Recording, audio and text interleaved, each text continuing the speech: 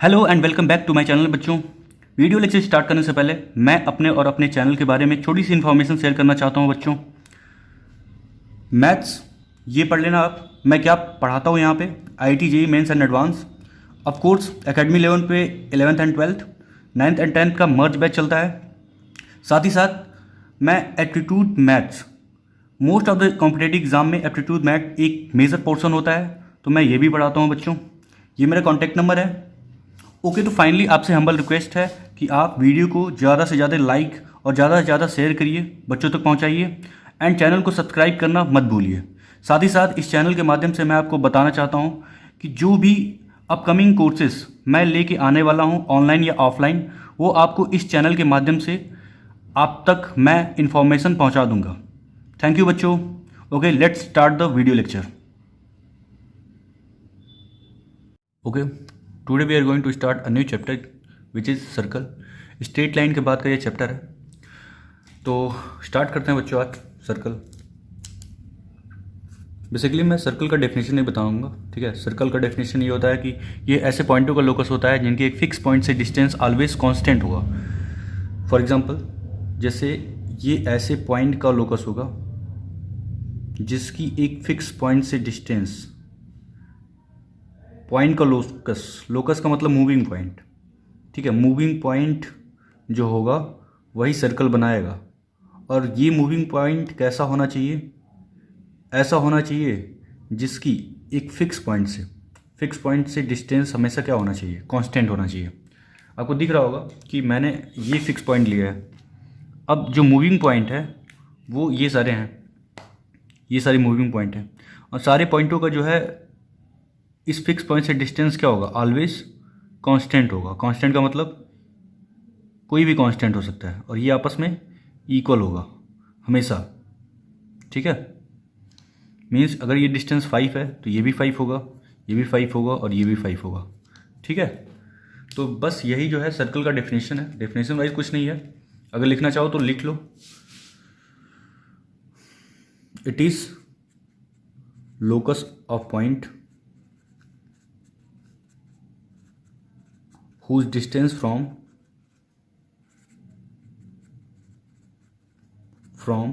a fixed point is always constant, ठीक है। अच्छा, जो फिक्स पॉइंट है उसको क्या बोलते हैं? यहाँ पे लिख देते हैं, the fix point is called fixed point is called center and the constant distance is radius of circle, ठीक है। तो यहाँ पे दो चीज़ है, एक है सेंटर और दूसरा क्या है? रेडियस। जो फिक्स पॉइंट होता है उसको सेंटर बोलते हैं, मीन्स ये सेंटर हो गया, ठीक है। और जो कांस्टेंट डिस्टेंस होता है, ये सारी जो है कांस्टेंट डिस्टेंस है, इनको क्या बोलेंगे? रेडियस ऑफ सर्कल, ठीक है। तो बहुत ही बेसिक सा डेफिनेशन है सर्कल का। अब हमको जो है यहाँ पे इक्वेशन ऑफ सर्कल निकालना है, इक्वेशन ऑफ सर्कल, ठीक है। तो आपको पता है जो मूविंग पॉइंट होता है वो हमेशा XY होता है, ठीक है। बेसिकली हम H, K लेते हैं, फिर लास्ट में क्या कर लेते हैं? इसको जनरलाइज कर लेते हैं, ठीक है। X और Y से रिप्लेस कर देते हैं, तो जनरल फॉर्म में इक्वेशन मिल जाता है। तो जो मूविंग पॉइंट है वो क्या होता है? बेसिकली XY होता है। अच्छा, अगर ये सर्कल है तो इसका एक फिक्स पॉइंट होगा।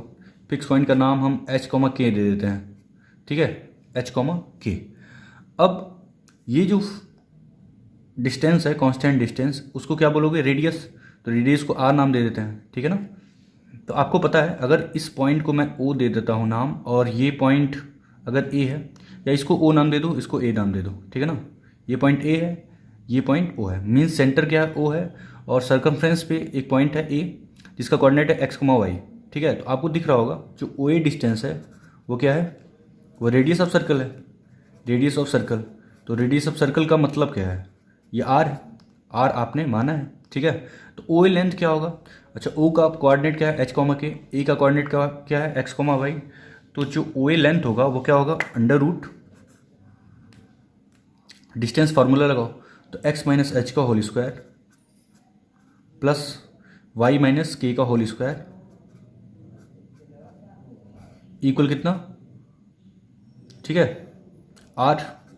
स्क्वायरिंग करोगे तो आर स्क्वायर हो जाएगा, ठीक है। तो यहाँ से हो जाएगा, इसके बाद एक्स माइनस एच का स्क्वायरिंग करने पे एक्स माइनस एच का whole square plus Y minus K का whole square equal are square, ठीक है। ये जनरल फॉर्म ऑफ सर्कल है, जनरल फॉर्म ऑफ सर्कल, ठीक है। सर्कल का इक्वेशन इन जनरल फॉर्म, इसको लिख लेते हैं यहाँ पे, this is general equation of circle, equation of circle, ठीक है। आई होप बच्चों आपको समझ में आया होगा। तो जब भी आपको सर्कल पे कोई पॉइंट दिया हो या फिर न दिया हो, ठीक है, सर्कल का सेंटर पता हो और रेडियस पता हो, तो आप क्या बता सकते हो, उसका इक्वेशन लिख सकते हो, ठीक है। ओके, इस इक्वेशन का एक पर्टिकुलर केस हो सकता है, ठीक है। वो केस क्या है, अगर सेंटर को ओरिजिन मान लें, ठीक है, ये भी हो सकता है कि सेंटर आपका क्या बन जाए, ओरिजिन बन जाए। इस केस में क्या होगा, ये कंडीशन है, इफ़, ये केस है, if centre is origin, centre is origin, तो उस केस में क्या होगा, एच कॉमा के, ये तो 0 0 बन जाएगा, ठीक है ना। ओरिजिन का मतलब 0 कॉमा 0, तो इसका मतलब ये है, इसका इक्वेशन क्या होगा, एच की जगह 0 और के की जगह 0 रख दो, तो एक्स स्क्वायर हो जाएगा plus Y square equal are square, ठीक है। तो जब सेंटर 0 बनेगा तो आपका सर्कल का इक्वेशन रिड्यूस होके ये बन जाएगा। आई होप बच्चों आपको समझ में आया होगा, ठीक है। आगे बढ़ते हैं। जनरल इक्वेशन ऑफ सर्कल जो है वो ये है, ठीक है। थोड़ा सा और ऑब्जर्व करते हैं इसको। तो अगर हम इसको एक्सपेंड कर दें तो क्या होगा, आपके पास एक्स माइनस एच का होल स्क्वायर जो कि होगा x square plus H square minus का 2ab, तो 2hx, ठीक है। ये क्या होगा, Y square plus K square, Y square plus K square और माइनस का 2k वाई, ठीक है। इस इक्वल क्या होगा, आर स्क्वायर, ठीक है। अब आपको ये समझ में आ गया होगा कि अगर मैं इन सब चीज़ों को छोटा में लिखना चाहता हूँ, ठीक है, छोटे में लिखना चाहता हूँ, तो यहाँ पे एक्स स्क्वायर कुछ दिख रहा है, यहाँ पे मुझे एक्स का टर्म दिख रहा है, मीन्स माइनस का 2hx दिख रहा है, यहाँ पे वाई वाला टर्म है तो माइनस का 2ky दिख रहा है मुझे, ठीक है। और ये सारी चीज़ें हैं कुछ, ठीक है। इस आर स्क्वायर को इधर लेके आओ तो आपको दिख जाएगा, अच्छा एक्स स्क्वायर है प्लस वाई स्क्वायर का भी टर्म एक बचा है, ठीक है, तो प्लस का वाई स्क्वायर, और बाकी सारे कांस्टेंट को मैं एक जगह लिखता हूँ, H square plus K square minus का आर स्क्वायर, तो यहाँ पे एच स्क्वायर प्लस का के स्क्वायर और माइनस का आर स्क्वायर, ठीक है, इक्वल 0 हो जाएगा। अब ध्यान से देखो, तो इतने बड़ा इक्वेशन को मैं क्या कर रहा हूँ, शॉर्ट फॉर्म में लिखने की कोशिश कर रहा हूँ, ठीक है। तो जब शॉर्ट फॉर्म में आप लिखने की कोशिश करोगे तो क्या लिख सकते हो, इस पूरे टर्म को जो कि H square plus K square minus are square है तो ये कांस्टेंट, क्योंकि एच और के क्या है, कोऑर्डिनेट है किसी पॉइंट का, तो ये क्या होगा, कांस्टेंट देगा, ये भी कांस्टेंट है, तो ओवरऑल ये पूरा क्या है, कांस्टेंट है। अब मैं इसको लिखता हूँ यहाँ पे एक्स स्क्वायर, ये कॉपी कर दो, प्लस का वाई स्क्वायर और माइनस का, यहाँ पे एच की जगह मैं जी लिखता हूँ 2gx, बल्कि प्लस कर दो, ठीक है, प्लस एक बार लिख लेते हैं। और यहाँ पे मैं इसके जगह क्या लिख रहा हूँ, प्लस का 2g के बाद f, 2fy, ठीक है, प्लस इस पूरे की जगह मैं c कांस्टेंट यूज़ कर रहा हूँ, दिस इक्वल 0। अब ये जो फॉर्म है वो छोटा लिख रहा है और आसान भी है, X square plus Y square plus 2gx plus 2fy plus c equal 0, ठीक है। आपका जो बेसिक इक्वेशन है वो तो ये है, ठीक है, और आपको जो डुप्लीकेट जो आपने बनाया है, ठीक है, इसको आसान बनाया है, वो क्या है, ये है, ठीक है। तो जितने भी सेकंड डिग्री इक्वेशन एक्स और वाई में आपको दिखेंगे वो इस फॉर्म में ही दिखेंगे, ठीक है, बुक्स वगैरह में। अब यहाँ से आपको रिजल्ट लिखना होगा, बेसिकली रिजल्ट का मतलब इस सर्कल का है, तो ये भी सर्कल ही, क्योंकि आपने इस सर्कल को सॉल्व किया है और इस सर्कल को आपने छोटे फॉर्म में लिखा है, ठीक है, तो है तो ये सर्कल ही। तो यहाँ से आप क्या लिख सकते हो, यहाँ से रेडियस लिख सकते हो सर्कल का, और क्या लिख सकते हो, सेंटर लिख सकते हो, ठीक है। तो दो चीज़ तो आप लिख सकते हो। बट अब जो है पहले आपके पास सेंटर क्या हुआ करता था, ठीक है, पहले आपके पास सेंटर क्या हुआ करता था, पहले आपके पास सेंटर था एच कॉमा के, एच कॉमा के, ठीक है। बेसिकली इन्हीं दोनों में आपको क्या करना है, कंपैरिजन करना है। बट अगर आप इस पूरे इक्वेशन को ये लिख दिए हो तो आपका सेंटर बदल जाएगा, ठीक है। इस बार सेंटर क्या हो जाएगा, जरा दिमाग लगाओ, इस बार सेंटर क्या हो जाएगा। अब कंपेयर करो, यहाँ पे 2 है, 2, ठीक है, एच आपका जी बन चुका है, तो अब जो है आपके पास सेंटर जी होगा। बट माइनस का भी फर्क है, इन दोनों में कंपैरिजन करो तो माइनस में भी फर्क है। तो एच की जगह क्या आ गया, माइनस जी आ गया है। बेसिकली इस एच की जगह माइनस जी पुट कर दो तो ये मिल जाएगा। इसका मतलब एच अब माइनस जी बन चुका है। तो अब सेंटर क्या होगा, माइनस जी कॉमा, कंपैरिजन करो, पहले क्या था एच कॉमा के, अब क्या बन जाएगा, जैसे इसके बारे में सोचे हो, यहाँ पे एच की जगह माइनस जी होगा, वहाँ यहाँ पे क्या होगा, के की जगह माइनस एफ होगा, तो के की जगह माइनस एफ। तो अब आपका सेंटर रीजनरेट हो जाएगा, ठीक है, यहाँ से यहाँ। ये तो आपका ओरिजिनल था, आपने डुप्लीकेट इस तरह लिख दिया चीज़ों को थोड़ा आसान लिखने के लिए। तो अब जो सेंटर आपका बनेगा वो माइनस जी और माइनस एफ बनेगा, ठीक है। अब रेडियस के बारे में सोचते हैं, तो रेडियस क्या होगा, रेडियस, पहले रेडियस आर स्क्वायर था, बट आर स्क्वायर क्या है, कांस्टेंट है, ठीक है। बट अब कांस्टेंट की जगह ये सब कुछ आ गया है, ठीक है, अब कांस्टेंट की जगह ये सब आ गया है। तो अगर आप इस पूरे टर्म को उधर लेके जाते हो तो उधर वाला टर्म ही क्या होता है, आर स्क्वायर होता है। तो यहाँ पे आर स्क्वायर की जगह आपको क्या दिख जाएगा, आपको दिख जाएगा, ठीक है, बेसिकली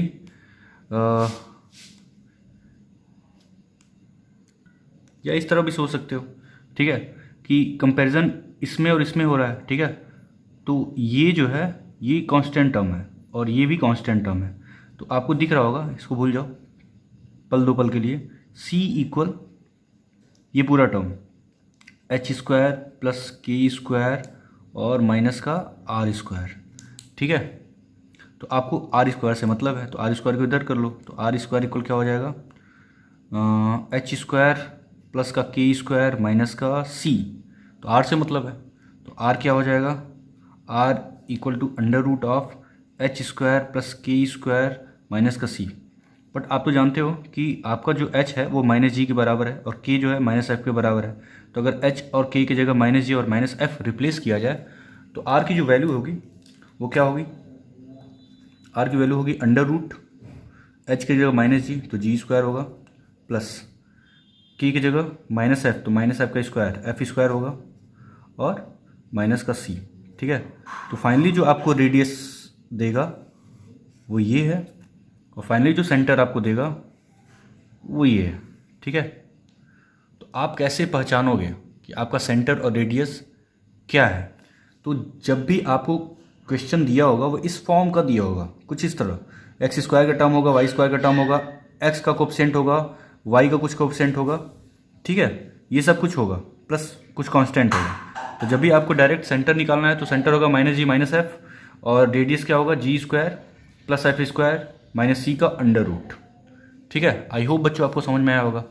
अब यहाँ पे एक और चीज़ देखो कि अगर मैं डायरेक्ट सेंटर सोचूं तो x का कोफिशिएंट 2g है, उसको 2 से डिवाइड करो बचेगा g, उसका माइनस पार्ट लो, वही क्या वो बनेगा, आपका सेंटर बनेगा। y का जो कोफिशिएंट है वो 2f है, उसको 2 से डिवाइड करो और उसका माइनस पार्ट ले लो, वो क्या बनेगा, माइनस एफ।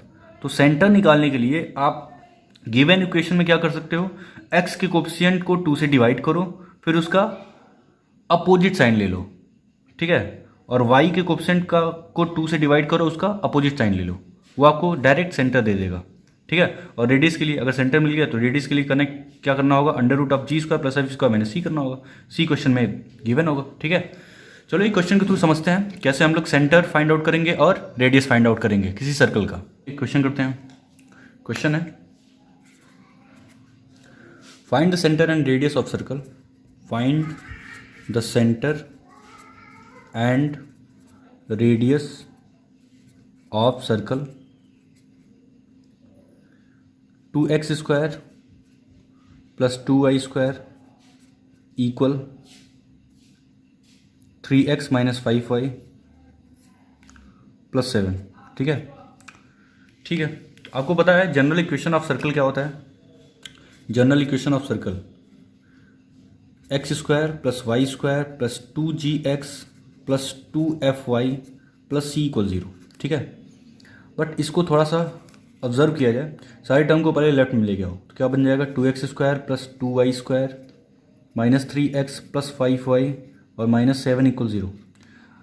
ठीक है, आपकी जनरल इक्वेशन में एक्स स्क्वायर और वाई स्क्वायर का कोएफिशिएंट क्या है 1 है, बट यहाँ पे क्या है 2 है। तो पहले तो जनरल फॉर्म में बनाओगे तब यहाँ से सेंटर और रेडियस लिखोगे, तो क्या करना पड़ेगा 2 से डिवाइड करना पड़ेगा, इस पूरी इक्वेशन को 2 से डिवाइड करना पड़ेगा, क्योंकि एक्स स्क्वायर और वाई स्क्वायर का कोएफिशिएंट 1 बनाना है आपको। तो ये क्या हो जाएगा 2 से डिवाइड करने के बाद एक्स स्क्वायर प्लस का वाई स्क्वायर माइनस का 3/2 एक्स प्लस का 5/2 वाई और माइनस का 7/2 इक्वल कितना 0। ठीक है, अब ये और ये इसमें आप कंपैरिजन कर सकते हो। ठीक है, कंपैरिजन करने के बाद आपको ये समझ में आ रहा होगा कि मुझे क्या चाहिए, मुझे सेंटर चाहिए। तो सेंटर के लिए करना क्या है, मैंने बताया था आपको सेंटर के लिए क्या करना है। सेंटर के लिए आपको डायरेक्ट एक्स स्क्वायर के कोएफिशिएंट के बारे में सोचना है। ठीक है, एक्स के कोएफिशिएंट के बारे में सोचना है आपको। सेंटर के लिए आपको एक्स और वाई के कोएफिशिएंट के बारे में सोचना है। तो एक्स का कोएफिशिएंट क्या है -3/2। तो करना क्या है, आपको सोचना इस तरह है कि एक्स का जो भी कोएफिशिएंट है उसको पहले 2 से डिवाइड करो। 2 से डिवाइड करने पे क्या होगा -3/4 होगा, और उसका अपोजिट साइन ले लो। तो अपोजिट साइन क्या होगा 3/4। ठीक है, फिर y को कोएफिशिएंट के पास आओ, तो y का कोएफिशिएंट क्या है 5/2, इसको 2 से डिवाइड करो तो 5/4। ठीक है, और उसका अपोजिट साइन ले लो तो -5/4। ठीक है, ये हो गया सेंटर डायरेक्ट। अब रेडियस के बारे में सोचना है, तो रेडियस होता क्या है √of g² plus f² minus का c। आपको पता है कि ये -g और -f की वैल्यू है। ठीक है, तो चूंकि g का स्क्वायर लेना है तो -g का स्क्वायर भी g² होता है, तो आप डायरेक्ट इसका स्क्वायर और इसका स्क्वायर कर दो तो क्या हो जाएगा √ऑफ g²। तो g² की जगह इसका स्क्वायर, तो 3/4 का स्क्वायर कितना होगा 9/16, और फिर इसका स्क्वायर f का स्क्वायर तो प्लस का 25/16। ठीक है, और माइनस का c, तो देखो c की वैल्यू 7/2 है, कंपैरिजन करो तो प्लस मतलब c की जगह क्या है 7/2 है, तो माइनस c क्या होगा, सॉरी c की जगह -7/2 है, इस c की जगह -7/2 है, बट आपको -c चाहिए तो क्या हो जाएगा यहाँ पे ऐसे ही रख दो -7/2, c की जगह मैंने -7/2 रख दिया। ठीक है, तो फाइनली आपको मिल जाएगा 9/16 और 25/16, ये कितना होगा 34/16, और ये माइनस माइनस प्लस, ये क्या है 7/2 है, तो 7/2। ठीक है, सॉल्व करते हैं, एलसीएम 16 होगा। ठीक है, ये 34 और ये 8 56, तो 56 और 34 ये कितना होगा 90। ठीक है, ये होगा 90/16, तो 16 से 4 तो बाहर आ जाएगा। ठीक है, 16 से 4 तो बाहर, और 90 को आप क्या लिख सकते हो 9 × 10, तो 9 से 3 बाहर हो जाएगा, तो 3√10 डिवाइडेड बाई कितना हो जाएगा 4। ये आपका फाइनल आंसर है। ठीक है, आई होप बच्चों को समझ में आया होगा। बेसिकली इसको सॉल्व करना था, सॉल्व करने के बाद ये मिल जाएगा। ठीक है, आप देख लेना। ठीक है, इंपॉर्टेंट पॉइंट क्या है कि सेंटर कैसे निकालते हैं और रेडियस कैसे निकालेंगे। ठीक है, सेंटर के लिए एक्स और वाई के कोएफिशिएंट को हाफ करो और उसका अपोजिट साइन ले लो, और रेडियस के लिए √g² plus f² minus c कर दो। ठीक है, ओके आगे बढ़ते हैं। नेक्स्ट क्वेश्चन बच्चों, एक और क्वेश्चन करते हैं। अगला क्वेश्चन है find the equation of circle, find the equation of circle whose center is the point of intersection, whose center is the point of intersection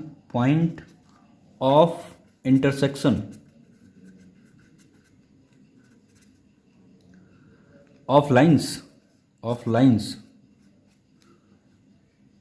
2x minus 3y plus 4 equals 0 and 3x plus 4y minus 5 equals 0 and passes through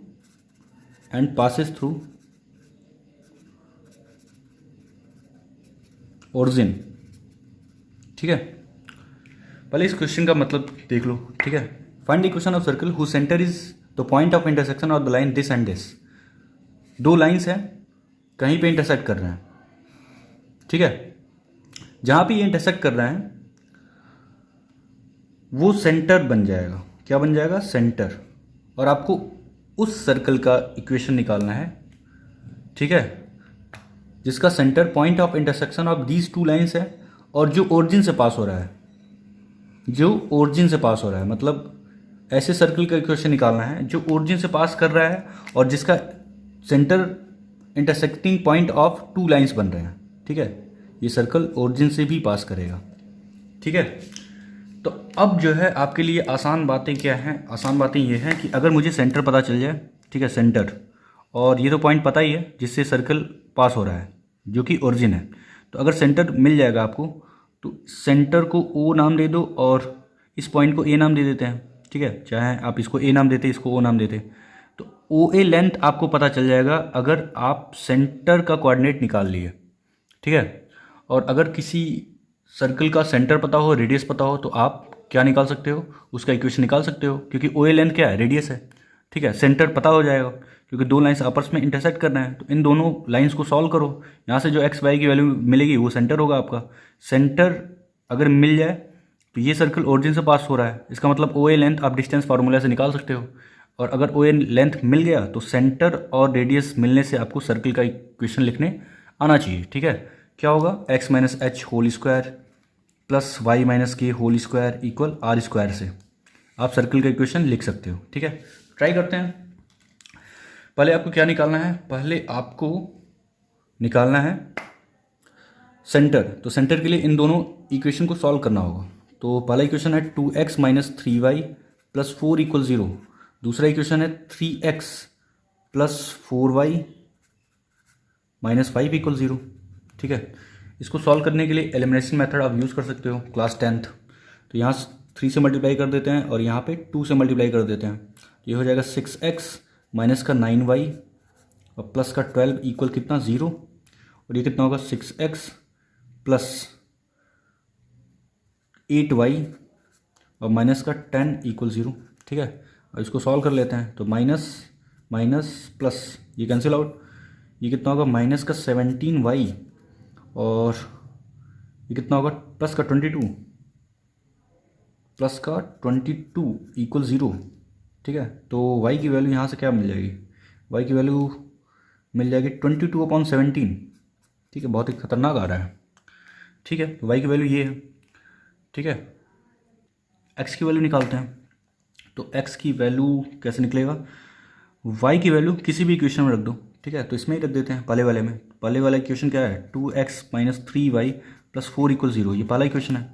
इसमें y की जगह 22/7 रखना है। तो 2x minus 3 into Y की जगह 22/17 रखना है प्लस 4 इक्वल 0। इसको सॉल्व करना होगा। तो 2x ये कितना होगा? Minus 66/17 plus 4 equal 0। ठीक है, तो फाइनली आपको यहाँ एलसीएम लेंगे तो एलसीएम के नाम पे कितना होगा? 34x माइनस का 66 और ये कितना होगा? 68 इक्वल 0। ठीक है, तो 34x कितना होगा? प्लस का 2 इक्वल 0। तो प्लस 2 को इधर कर लो तो माइनस का 2 हो जाएगा। तो x की वैल्यू क्या हो जाएगी? -2/34 मतलब -1/17 हो गए। तो फाइनली आपको x मिल गया और y मिल गया। अच्छा, ये x y ही क्या बनेगा? आपका सेंटर बनेगा। ठीक है, तो x और y ही आपका सेंटर है। तो सेंटर पता चल गया। सेंटर क्या हो गया? सेंटर x y है। तो x के नाम पे -1/17 और y के नाम पे क्या है? 22/17, क्योंकि इंटरसेक्टिंग पॉइंट क्या था? सेंटर था। अब सेंटर पता चल गया। ठीक है, तो रेडियस में मिल जाएगा क्योंकि रेडियस क्या है? ओ ए लेंथ। तो ओ ए लेंथ निकाल लेते हैं। ठीक है, रेडियस इज ओ ए और ओ ए क्या होगा? √, ठीक है, ये तो 0 0 है मतलब ओरिजिन है और सेंटर है आपका -1/17 22/17।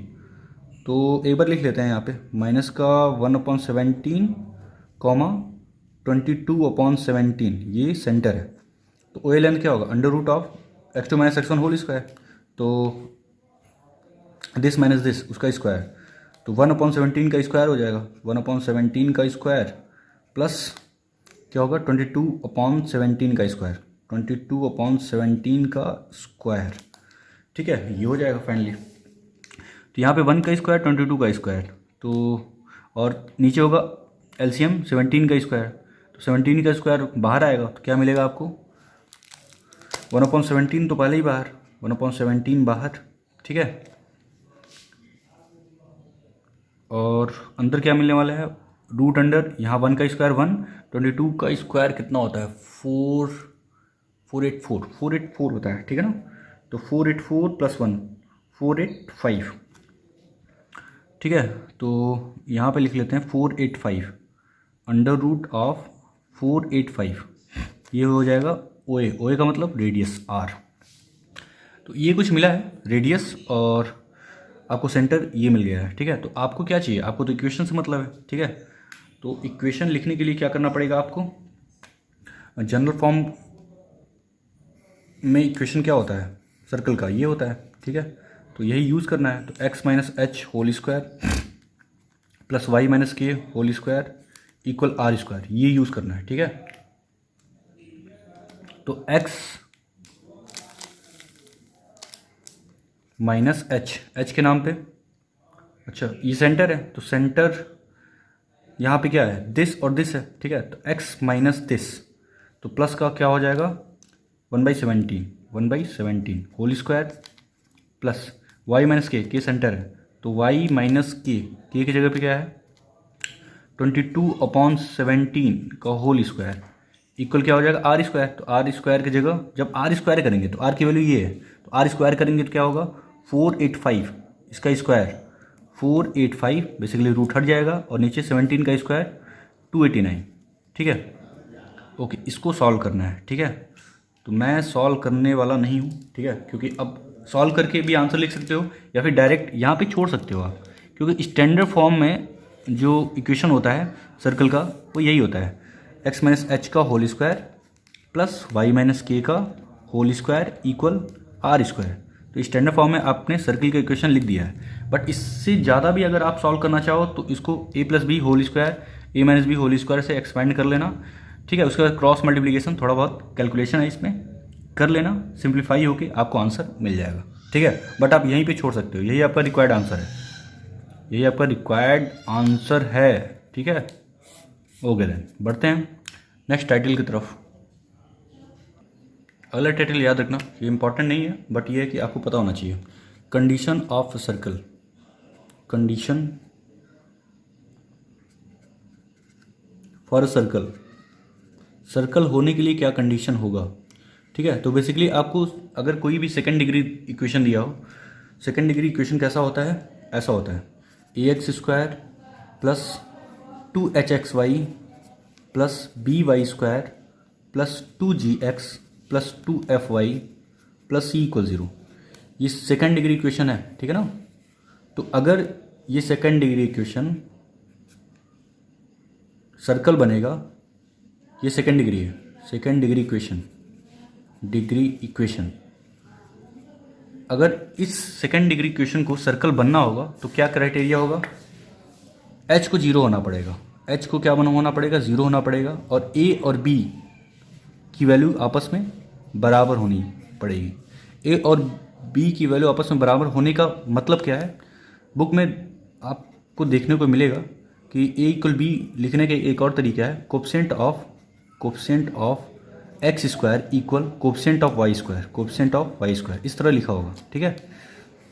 और h इक्वल 0 का मतलब क्या है, coefficient of X Y equal 0।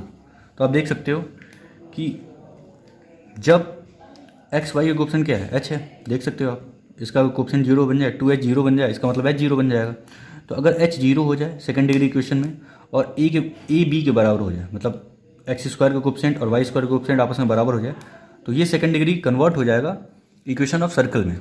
तो कैसा दिखेगा आपको दिखेगा x square plus Y square plus 2gx plus 2fy plus c equal 0। ठीक है, तो जब भी आपको सेकेंड डिग्री इक्वेशन से सर्कल चाहिए तो आप ये क्राइटेरिया फॉलो करोगे, h को 0 करना पड़ेगा और a को b के बराबर करना पड़ेगा। ठीक है, आई होप बच्चों आपको समझ में आया होगा कि जब भी सेकंड डिग्री इक्वेशन आपको दिख जाए और वहाँ से अगर सर्किल का इक्वेशन लिखना चाहते हो तो क्या करना पड़ेगा, h को 0 बना दो और a को b के इक्वल कर दो। ठीक है, this is required condition for a circle. Okay, आगे बढ़ते हैं। नेक्स्ट टाइटल है बच्चों पैरामेट्रिक फॉर्म ऑफ सर्कल। ये बहुत इंपॉर्टेंट है, पैरामेट्रिक फॉर्म ऑफ सर्कल। ठीक है, आपको पता होगा कि जो जनरल फॉर्म ऑफ सर्कल होता है, एक होता है general equation of circle in general form, और एक होता है स्टैंडर्ड फॉर्म। ठीक है, तो जनरल फॉर्म तो आपको पता ही होगा, जनरल फॉर्म में सर्कल का इक्वेशन क्या होता है, x minus h whole square plus Y minus k whole square equal are square, जहाँ आर रेडियस ऑफ सर्कल है और h कॉमा के क्या है, centre of circle. General form से जब आप स्टैंडर्ड फॉर्म में जाओगे, स्टैंडर्ड फॉर्म में आपका जो सेंटर होता है वो ओरिजिन हो जाता है 0,0 और रेडियस आर मानो या ए मानो। ठीक है, ज़्यादातर बुक में रेडियस की जगह ए यूज़ किया है। ठीक है, तो उस फॉर्म में जो सर्कल का इक्वेशन है एच और के की जगह 0 हो जाएगा क्योंकि सेंटर ओरिजिन बन गया है, और रेडियस ए हो जाएगा। तो x minus 0 whole square means x square, लिख लेते हैं एक बार, x minus 0 whole square plus Y minus 0 whole square equal r की जगह रेडियस ए लेना है तो ए स्क्वायर हो जाएगा। ठीक है, ये स्टैंडर्ड फॉर्म है। तो हमेशा आप ये ऑब्जर्व कर सकते हो कि जनरल फॉर्म से किसी भी पर्टिकुलर केस में आप जा सकते हो। ठीक है, जैसे जनरल फॉर्म ऑफ इक्वेशन अगर एक्स माइनस एच का whole square plus Y minus K का whole square equal are square है, तो ओरिजिन या फिर सेंटर को बदल के, रेडियस को बदल के आप अलग अलग इक्वेशन ऑफ सर्कल पा सकते हो। बट यहाँ पे जो स्टैंडर्ड फॉर्म यूज़ किया है उसमें सेंटर 0,0 और रेडियस को ए मान लिया है पर्टिकुलर केस में। यहाँ पे लिख देते हैं इन अ पर्टिकुलर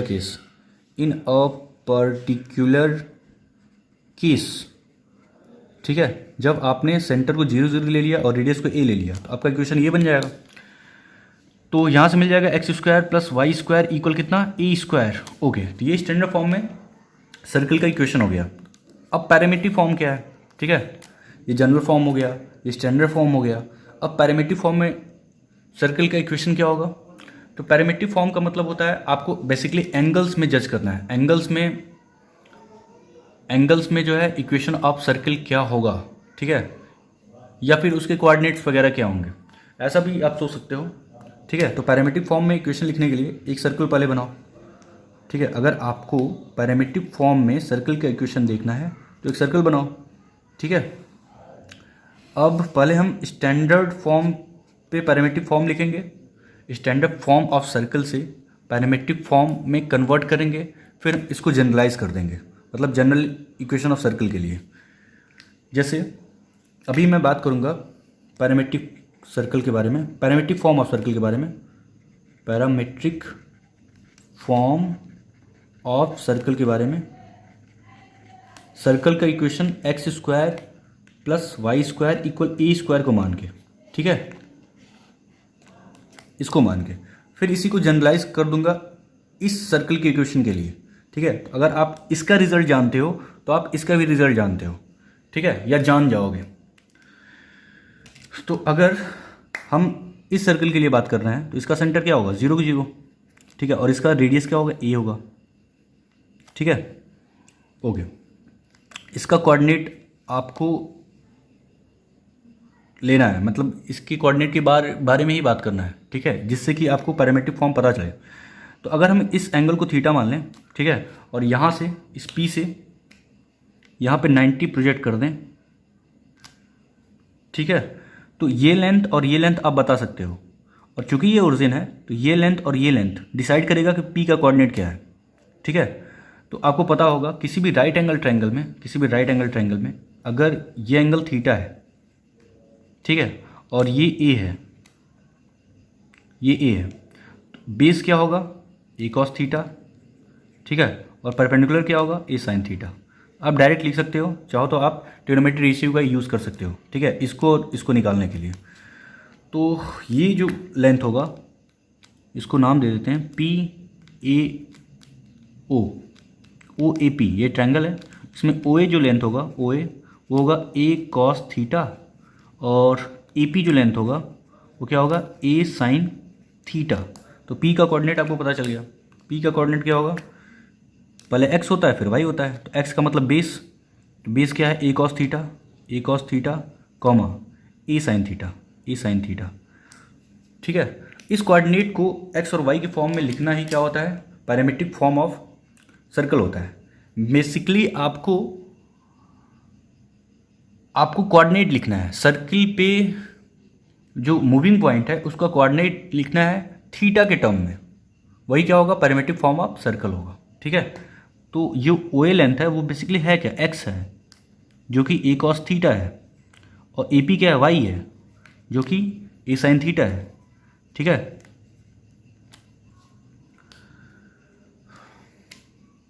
और ये रिजल्ट जो है पैरामीट्रिक फॉर्म ऑफ सर्कल बोला जाएगा, पैरामीट्रिक फॉर्म ऑफ सर्कल बोला जाएगा। तो ये रिजल्ट आपको याद रखना है। ठीक है, अब ये तो है पर्टिकुलर केस, मतलब स्टैंडर्ड फॉर्म के लिए, जब सर्किल का equation x square plus Y square equal e square होगा। यहाँ पे सेंटर क्या था, 0 0, और रेडियस क्या है, ए है।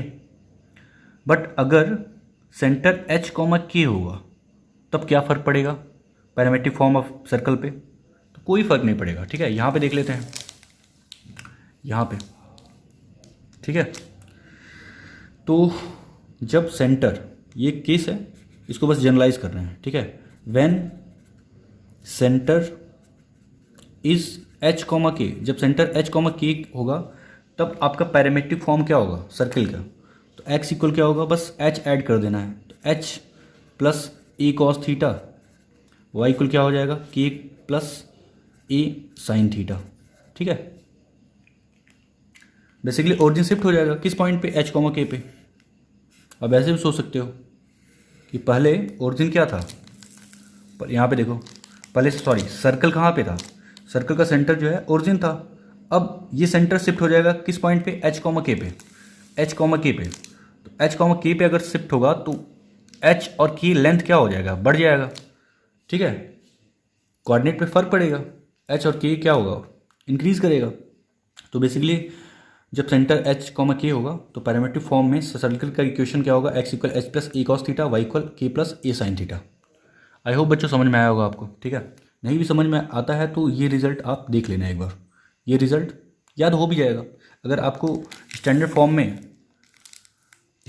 में रिजल्ट याद है, ठीक है, तो जब सेंटर को एच कॉमा के पे शिफ्ट करेंगे तो उसमें क्या करना है, एच और के को ऐड कर देना है, एक्स के कोऑर्डिनेट में एच को ऐड करना है और वाई के कोऑर्डिनेट में की को ऐड करना है। ठीक है, आपको ये रिजल्ट दिख जाएगा, ये वाला। ठीक है, आई होप बच्चों आपको समझ में आया होगा।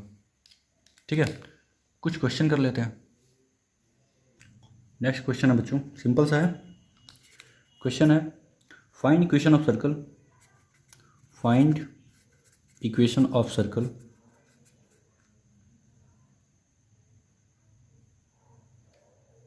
concentric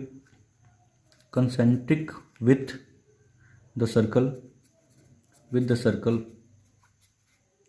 सर्कल है एक्स स्क्वायर प्लस का वाई स्क्वायर माइनस का 8x प्लस का 6y माइनस 5 इक्वल 0।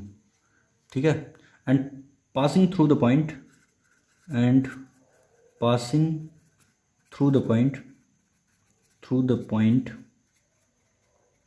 पॉइंट है -2 -7, -2 -7। तो ये बहुत ही सिंपल क्वेश्चन है। ठीक है, सिंपल क्यों है, क्योंकि आपको बेसिकली सेंटर भी दे दिया है, और सेंटर अगर आपको पता है और ये भी पता है कि सर्कल कहाँ से पास हो रहा है, -2 -7। सर्कल पे एक पॉइंट है -2 -7, और अगर सेंटर सर्कल का पता चल गया तो आप रेडियस बता सकते हो। ठीक है, अगर रेडियस पता चल गया और सेंटर पता चल गया तो आप सर्कल का इक्वेशन लिख सकते हो। तो बेसिकली क्या बोल रहा है, find the equation of circle concentric with the circle this. तो कंसेंट्रिक सर्कल आपको पता ही है। ठीक है, कंसेंट्रिक सर्कल वो सर्कल्स होते हैं जिनका एक ही सेंटर हो। ठीक है, ये सारे सर्कल क्या हैं, कंसेंट्रिक हैं। क्यों हैं, क्योंकि इनका एक ही सेंटर है। ठीक है, ये पॉइंट, इसको ओ नाम दे दो। ठीक है, ये सारे जो है क्या होंगे, कंसेंट्रिक सर्कल। तो अगर आपको इक्वेशन ऑफ सर्कल बताना है जो कंसेंट्रिक है इस सर्कल के साथ, इसका मतलब इस सर्कल का जो सेंटर होगा वही रिक्वायर्ड सर्कल का भी सेंटर होगा, ठीक है ना। ओके, तो इसका मतलब ये है कि इसका हम लोग पहले सेंटर निकाल लेते हैं। तो सेंटर क्या होगा इसका, X square plus Y square minus 8x plus 6y minus 5 equal 0। इसका सेंटर डायरेक्ट बताओ। सेंटर के लिए क्या करना होता है, आपको x के कोएफिशिएंट को 2 से डिवाइड करना है, उसका अपोजिट साइन ले लेना है। तो -8 है तो -8 को 2 से डिवाइड करो -4, उसका अपोजिट साइन 4 होगा, ठीक है, कॉमा। y के कोएफिशिएंट को 2 से डिवाइड करो 3 होगा, उसका अपोजिट साइन -3, ठीक है। तो सेंटर मिल गया। अब अगर सेंटर मिल गया तो आपको पता है जो आप सर्कल के इक्वेशन निकालने वाले हो उसका वो किस पॉइंट से पास हो रहा है, -2 -7 से।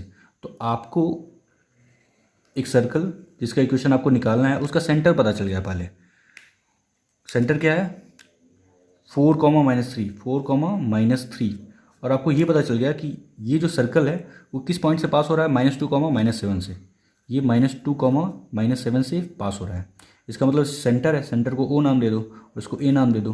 तो रेडियस आप निकाल सकते हो, ठीक है। तो ओ ए लेंथ आप निकाल सकते हो। ओ ए लेंथ क्या होगा, अंडर रूट डिस्टेंस फार्मूले से। तो डिस्टेंस फार्मूले से क्या हो जाएगा, 4 -2 कितना होगा, 6 का स्क्वायर। लिख लेते हैं एक बार, 4 -2 इसका स्क्वायर, x2 - x1 का whole square plus y2 - y1 whole square. तो -3 और माइनस ऑफ -7, -3 और माइनस ऑफ -7 इसका स्क्वायर, ठीक है। तो ये कितना होने वाला है, 6 का स्क्वायर 36 प्लस -3 प्लस 7 4 होगा, 4 का स्क्वायर 16, ठीक है। तो फाइनली कितना आएगा, 36 और 16 52 अंडर रूट 52। तो ओ मतलब रेडियस कितना है आपका, अंडर रूट 52, ठीक है। तो रेडियस पता है, सेंटर पता है, ठीक है। तो इक्वेशन ऑफ सर्कल क्या होगा, इक्वेशन ऑफ सर्कल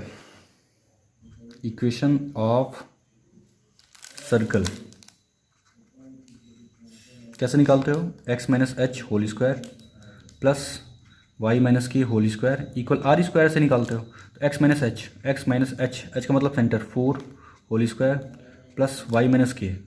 तो y - k करेंगे तो y plus 3 whole square equal r square का मतलब इसका स्क्वायर होगा, तो 52 हो जाएगा, ठीक है। अब इसको सॉल्व करना कोई मुश्किल काम नहीं है, सॉल्व कर ही लेते हैं क्योंकि छोटा है, बहुत कॉम्प्लिकेटेड नहीं है। तो क्या होगा, ये होगा x स्क्वायर प्लस का 16 माइनस का 8x plus Y square plus का 9 और फिर प्लस का 6y इक्वल 52। अब सबको एक साथ लिखो, एक्स स्क्वायर पहले लिख दो, ठीक है, प्लस वाई स्क्वायर लिख दो, ठीक है, माइनस का 8x लिख दो और प्लस का 6y लिख दो, ठीक है। अब यहाँ 52 है, 16 और यहाँ पे 9 है, 16 9 कितना होगा 25 और 52 जब इधर आएगा तो कितना होगा -27 इक्वल 0। तो आपको दिख रहा होगा सिंप्लीफाई करने के बाद ये इक्वेशन जो है वो जनरल फॉर्म जैसा है। जनरल फॉर्म ऑफ सर्कल क्या होता था, X square plus Y square plus 2gx plus 2fy plus c equal 0, ठीक है। इसको भी जनरल फॉर्म बोलते हैं। और x - h whole square plus y - k whole square equal r square, इसको भी जनरल फॉर्म बोलते हैं, ठीक है, क्योंकि इससे ही ये मिला है। ये जनरल फॉर्म है, मतलब ये आपका बेसिक स्टैंडर्ड बेसिक फॉर्म है, ठीक है, जो आप h, k को सेंटर और r को रेडियस मान के चल रहे थे और उसको शॉर्ट फॉर्म में लिखने से ये बन गया था, ठीक है। तो जनरल फॉर्म इसको बोलो या इसको बोलो, बात एक ही है, ठीक है। आपका रिक्वायर्ड आंसर ये है और ये है आपका जनरल फॉर्म। आई होप बच्चों आपको समझ में आया होगा ये क्वेश्चन, ठीक है। ओके, तो आज की वीडियो में बस इतना ही, ठीक है। अगला डिटेल हम लोग नेक्स्ट वीडियो में पढ़ेंगे, तब तक के लिए एंजॉय करके पढ़ाई करो। Bye bye.